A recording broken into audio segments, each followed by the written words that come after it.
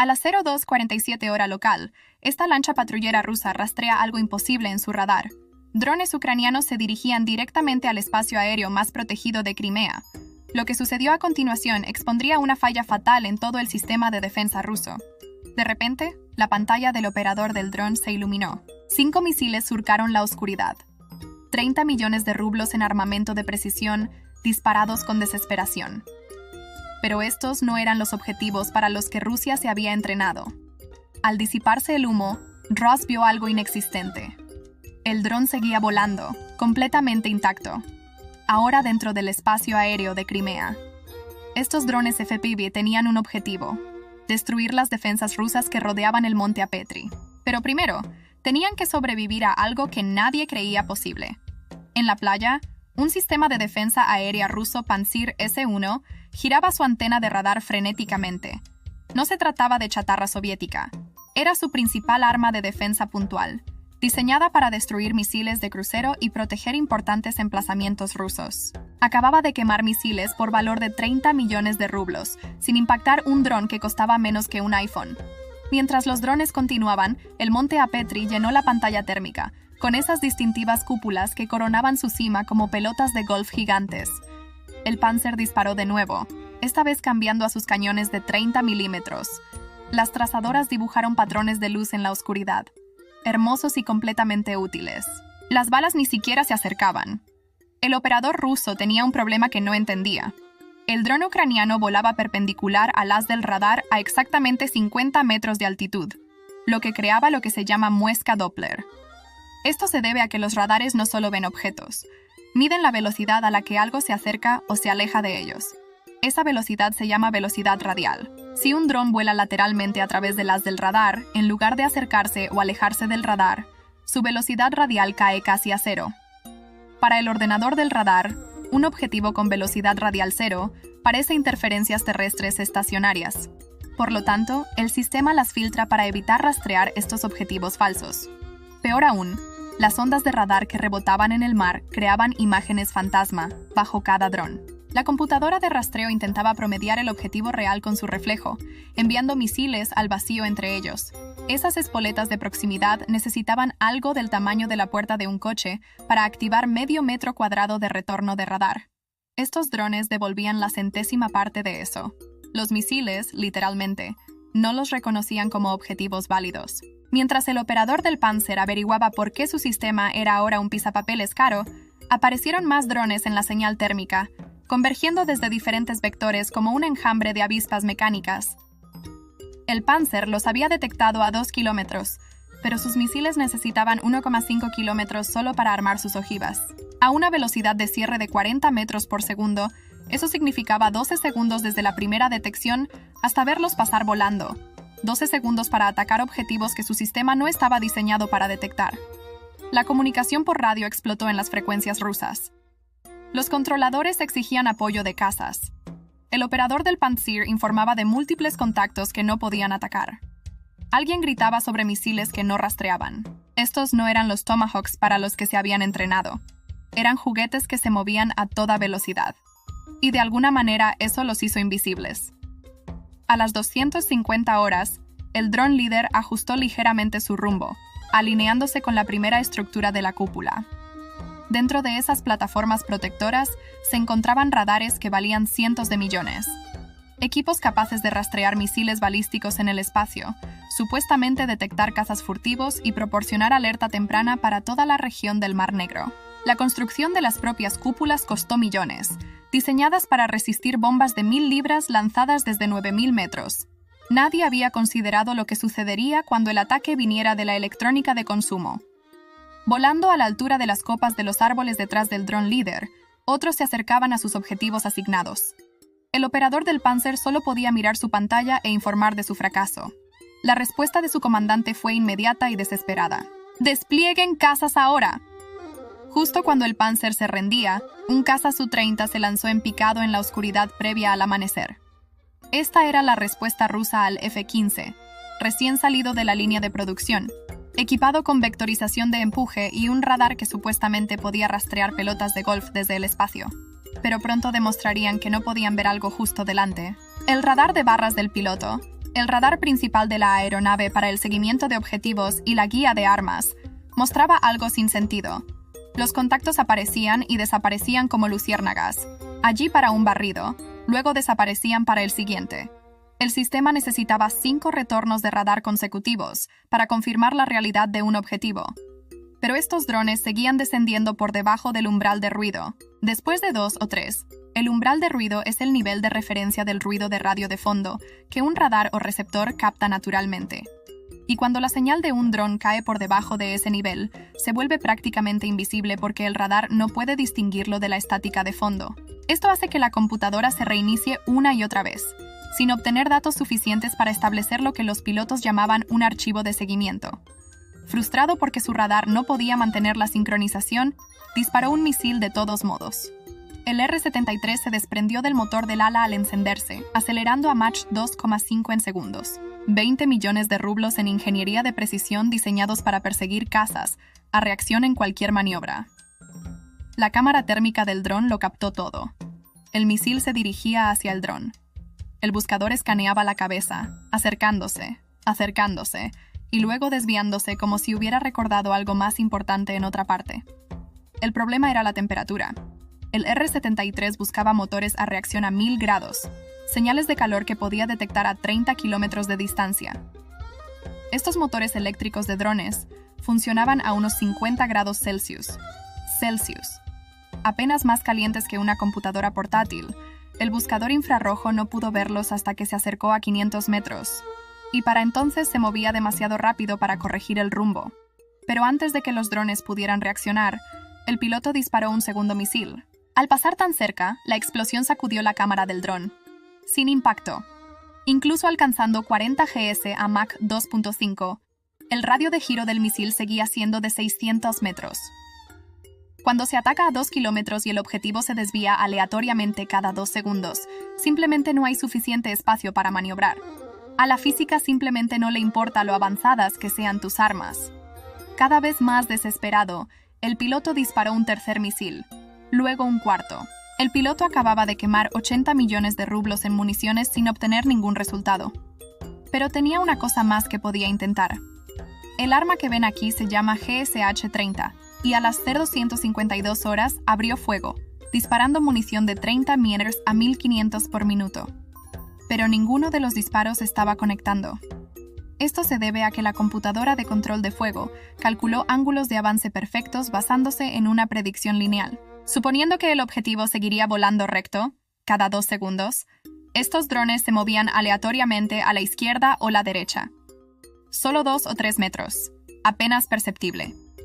Para cuando esas balas viajaban 1 kilómetro, ese pequeño cambio se había convertido en un fallo de 10 metros. La computadora estaba resolviendo el problema de los segundos anteriores mientras los drones creaban otros nuevos. Mientras tanto, 500 metros más abajo, el primer dron alcanzó su objetivo. El radar 96 L6C, designación OTAN Cheeseboard, estaba expuesto en su soporte para vehículo. Este no era un radar cualquiera. Proporcionaba datos de objetivos para que los sistemas S-400 pudieran rastrear 100 objetivos y coordinar simultáneamente múltiples enfrentamientos con misiles. Sin él, estos famosos S-400 que todos temían no verían más allá de sus propios sensores.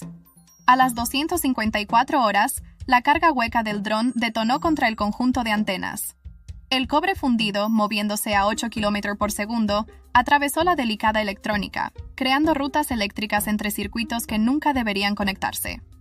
Millones de dólares en sofisticada electrónica se convirtieron en chatarra humeante en un abrir y cerrar de ojos. Sin misiles, el Su-30 despegó bruscamente, y el piloto informó de su fallo al control de tierra. El indicador de combustible indicaba que debía regresar a la base de inmediato. Se dispararon 4 misiles, se gastaron cientos de proyectiles de cañón. 0 impactos. A medida que ascendía, más drones continuaban sin oposición hacia el monte petrificado. Pero el radar del piloto mostraba algo sin sentido. Estos nuevos contactos no provenían de territorio ucraniano. Aparecían de la nada, materializándose a 10 kilómetros de la costa como fantasmas que surgían del mar. El control de tierra tenía la misma lectura imposible. Mientras los rusos se concentraban en lo que ya estaba en el aire, no se percataron de lo que tenían justo delante de sus narices. A 10 kilómetros de la costa de Crimea, drones FPV se encontraban sobre raíles de lanzamiento, con sus operadores lejos de esta plataforma flotante. Los barcos, aún sin nombre oficial, pero pertenecientes a la familia Úrsula, llevaban 2 horas allí, completamente invisibles para cualquier radar en la montaña que tenían delante. El secreto era la geometría, no la tecnología. El radar Padlayat-K1 del Monte Apetri podía detectar aeronaves a 300 kilómetros y rastrear misiles balísticos en el espacio. Unas capacidades impresionantes, a menos que se supiera trigonometría básica. Situados a unos 1.198 metros de altitud, con un ángulo de depresión mínimo de 2 grados, el radar no podía detectar nada por debajo de los 43 metros de altitud. A menos de 10 kilómetros de la costa, estos barcos navegaban a 5 metros sobre las olas. No evadían la detección. Navegaban por una zona ciega del tamaño de una pequeña ciudad que la física había tallado en la cobertura. Al ver que los primeros drones desbancaban el radar S-400, el USB comenzó a lanzar más drones, cuyos motores electrónicos giraban con un sonido similar al de las avispas enfurecidas. Pero la capacidad de estos drones FPV para hacer esto a decenas de kilómetros de la costa se debía a este sistema. Ucrania no vuela drones directamente de Odesa a Crimea con una sola señal de radio. Esto sería imposible debido a la curvatura de la Tierra y la distancia que la separa, lo que bloquearía la conexión a pocos kilómetros. En su lugar, utilizan barcos repetidores como este, ubicado a 10 o 20 kilómetros de la costa de Crimea. Estos barcos actúan como torres de telefonía móvil flotantes con antenas altas y radios de alta potencia, o enlaces Starlink. El operador del dron en Odesa envía comandos a través de un enlace de Internet cifrado al barco. Este luego transmite esos comandos a los drones cercanos. La señal de video del dron sigue el mismo camino en sentido inverso, rebotando del dron al barco, y luego de regreso a Odesa casi instantáneamente. Esta configuración significa que Ucrania no necesita docenas de barcos para cubrir los 200 kilómetros de distancia. Solo de 3 a 5 barcos repetidores ubicados en alta mar pueden manejar la misión. Se mantienen lo suficientemente cerca de los drones para mantener una conexión limpia y de baja latencia, mientras que los enlaces de datos seguros de largo alcance gestionan la distancia entre el operador y los barcos. Este sistema permite a los operadores mantenerse seguros lejos del frente, mientras siguen volando drones con precisión en las profundidades del espacio aéreo controlado por Rusia. Esto significa que realizaban misiones de combate mientras tomaban café, controlando todo a través de lo que era esencialmente un extensor Wi-Fi flotante. Incluso si Rusia descubriera el origen de las señales, jamás podrían alcanzarlas. A las 02:57 horas, se hicieron visibles más barcos al amanecer, cada uno lanzando su propio enjambre. Los drones no formaron patrones de ataque militar que pudieran activar alertas. En cambio, se dispersaron como pájaros asustados, cada uno tomando una ruta aparentemente aleatoria que, de alguna manera, convergería en Apetri exactamente al mismo tiempo. Es curioso cómo funciona la naturaleza a veces. Los radares costeros que deberían haber detectado estos barcos habían sido programados para ignorarlos. Los procesadores de señales filtraron cualquier cosa que se moviera a menos de 20 nudos como tráfico civil. Barcos pesqueros y cargueros que no merecían la atención de los sistemas militares. Estos USV navegaban deliberadamente a 15 nudos o menos, con el mismo aspecto que cualquier otra amenaza que obstruyera el alcance. Para los ordenadores que vigilaban las costas de Crimea, eran invisibles por decisión propia. A los 2 minutos de este nuevo lanzamiento, el dron líder del segundo enjambre se acercó a la base del primer domo. Sin ventanas ni puertas, solo hormigón liso y fibra de vidrio, diseñados para resistir bombardeos aéreos. Pero los ucranianos habían descubierto lo que los diseñadores habían pensado: paneles de acceso de emergencia a nivel del suelo, por donde podían entrar los equipos de mantenimiento. Estos paneles podían soportar 500 psi de sobrepresión de bombas que explotaban en lo alto. Una ingeniería impresionante, pero nadie había considerado el contacto directo con cargas huecas. Un chorro concentrado de cobre fundido liberó 2 millones de psi en el punto de impacto. Los paneles de acero reforzado bien podrían haber sido de papel. El domo Nebo recibió el siguiente impacto. Este radar era la joya de la corona de Rusia. La respuesta a la tecnología furtiva. Utilizaba frecuencias de ondas métricas que supuestamente podían detectar F-35 a 600 km/h. Sin él, todas las baterías S-400 en Crimea quedarían ciegas a más de 40 km. Sus propios radares no pueden ver más allá del horizonte sin esta crucial fuente de datos. A las 259 horas, Los barcos habían lanzado todos sus drones. Con los rusos cegados para siempre, llegó el momento de asestar el golpe. A las 03:02, el mundo entero ruso explotó. En la cima de la montaña, el enorme conjunto VHF del Nebo, ahora expuesto con su perforación en la cúpula, recibió impactos directos en intersecciones cruciales. Las cargas huecas no solo perforaban, sino que creaban canales de plasma que convertían los aislantes en superconductores. Cuando el chorro de cobre los atravesaba, la resistencia se reducía a casi cero. De repente, esos dos circuitos de amperios transportaban 1000 amperios, y la sobretensión se propagaba por las guías de ondas hacia los módulos adyacentes, con una velocidad superior a la de la electricidad a través del agua. 40 segundos después, el Podliot K-1 recibió múltiples impactos en sus secciones de transmisión. Este radar vigilaba las aproximaciones a baja altitud de Crimea y podía rastrear misiles de crucero a 300 kilómetros de altitud. Sin él, cualquier cosa por debajo de los 100 metros de altitud se volvía invisible para toda la red de defensa. Años de cobertura se desvanecieron en segundos. A 3 kilómetros de distancia, la lancha de desembarco BK-16 apareció en la señal térmica. La tripulación había avistado drones que se acercaban y abrió fuego con todo tipo de armamento, cañones de cubierta de 14,5 milímetros y armas pequeñas. El radar de navegación del barco mostraba puntos que se acercaban en la pantalla.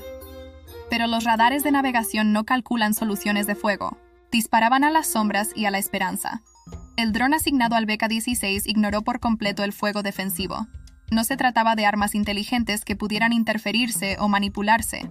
Eran torpes y decididos, siguiendo puntos de referencia GPS para impactar con precisión mecánica. El corte térmico se produjo justo al impactar su proa. De vuelta en la montaña, el Cascade aceleró las baterías S-400 que protegían Crimea. Esas armas, que todos temían que pudieran alcanzar 400 kilómetros y aplastar cualquier aeronave desde el cielo, se habían convertido en adornos de jardín muy caros. Necesitaban la alerta temprana de 600 kilómetros del Nebo para ver más allá de su propio horizonte de radar de 40 a 50 kilómetros. Necesitaban el rastreo de baja altitud del Podliot para detectar cualquier cosa por debajo de los 100 metros. Necesitaban el 96L6E, aún en funcionamiento, para coordinar las transferencias entre sistemas. Sin esos radares, sus operadores solo podían sentarse a observar lo que sucedía a continuación. El puesto de mando de Apetri recibió el golpe final. Este búnker no solo albergaba computadoras, era el cerebro que hacía que la defensa aérea de Crimea Occidental funcionara como una red. Cada pista, cada identificación, cada orden de combate pasaba por servidores que estaban a punto de volverse muy caros. Generadores de humo. La carga hueca convirtió la puerta blindada en arte moderno. El fuego surgió de la entrada. Todo dentro de las computadoras, cables, documentos clasificados comenzó a arder. Explosiones secundarias indicaron que algo volátil se estaba cocinando, probablemente munición o reservas de combustible. Cualquier capacidad de mando que hubiera existido aquí había desaparecido para siempre. Sin estos activos, toda la cadena se hizo añicos. Los radares de adquisición no pudieron encontrar objetivos para pasar a los radares de control de tiro. Los radares de control de tiro no pudieron recibir datos de seguimiento para asignarlos a los lanzadores. Los lanzadores no pudieron obtener la información necesaria para guiar los misiles a la interceptación. Todos los enlaces se habían cortado simultáneamente y no había refuerzos en un radio de 100 kilómetros. Adiós por ahora.